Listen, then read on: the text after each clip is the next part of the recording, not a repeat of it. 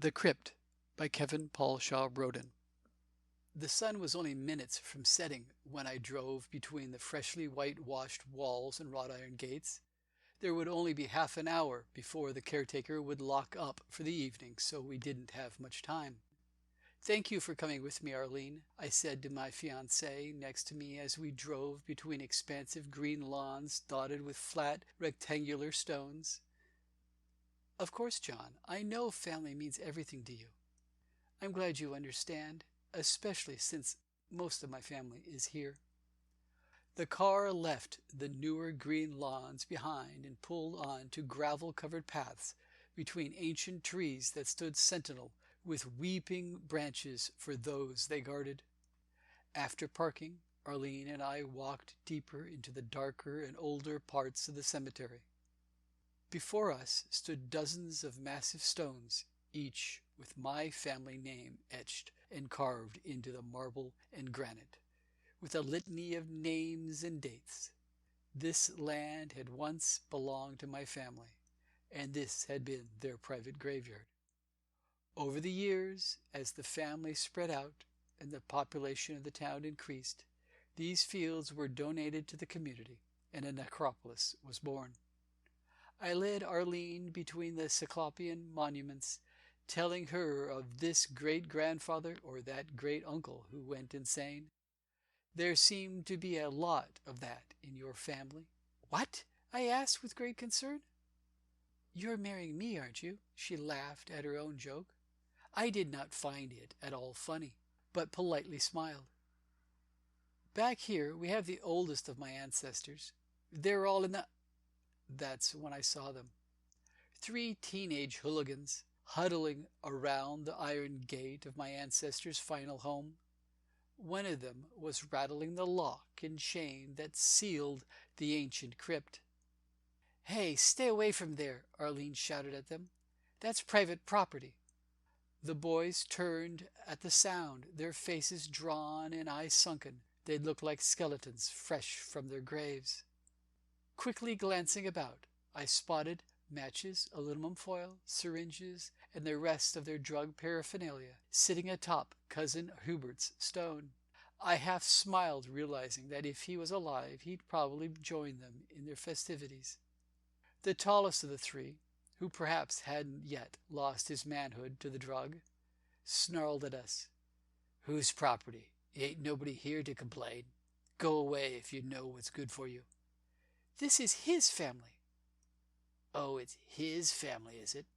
Maybe he'd like to join them." At the man's words, the other 2 pulled out knives.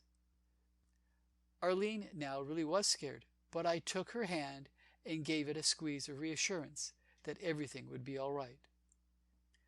"You do know there are reasons why that gate is chained and locked up strong?" I said, as the older of the boys turned back, attempting to once more break open the old rusty lock.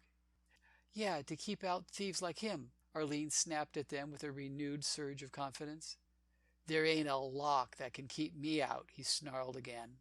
"Perhaps." I let him have his ego. "There are some locks that aren't meant to keep people from getting in. Rather, they are to keep things from getting out." It took a second to sink into their drug-addled brains. The 2 knife-yielding lowlifes looked at me, then glanced over at the old rusty lock and chain on the crypt's iron door. "Follow my lead," I whispered to Arlene, as the leader of the small gang swatted the heads of his compatriots like the stooges they were. "Don't listen to him, you fools. He's just messing with you. There's nothing there." "Shush." "Don't shush at me," he snapped. "I wasn't talking to you," I replied matter-of-factly, but stared into the darkness of the crypt behind him and then said, "Go back to sleep. They won't be bothering you much longer." Arlene looked at me like I was crazy, but again I squeezed her hand in reassurance. "Who the hell are you talking to?" he shouted at me. I sighed. "You see, my family doesn't like to be disturbed." "Do you think we're mad?" he shouted. "There is little doubt," I replied with a smirk, and then made my eyes go wide with fear and took a step back. "I warned you," I said with as much terror I could muster, and pointed a long finger towards the crypt behind him. "Run!" I screamed, and pulled Arline with me. We took off towards the newer plots, but at an angle I could keep an eye on the three drugged-out trespassers. They must have never confronted anyone like us before, for their leader just stared at us in utter confusion. His lackeys even more so. One of them must have jumped at my sudden shout and stepped backwards, bumping into the wrought iron gate. The rusty old chain rattled into the darkness of the crypt and echoed out again at them like a cold breeze on their necks. That's all it took. The three jumped and screamed as one and ran as fast as they could. They soon overtook us and were many yards ahead, running for the exit of the cemetery. Perhaps the caretaker would catch them, perhaps not. We stopped running, and I gave a loud laugh at such a sight. "That was very cruel to do to them," Arline said, but couldn't help laughing herself as we headed back between the stones.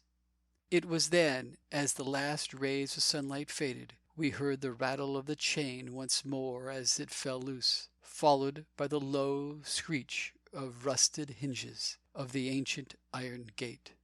My family had arrived to celebrate our engagement. The end. The Crypt, written and read by Kevin Paul Shaw Broden.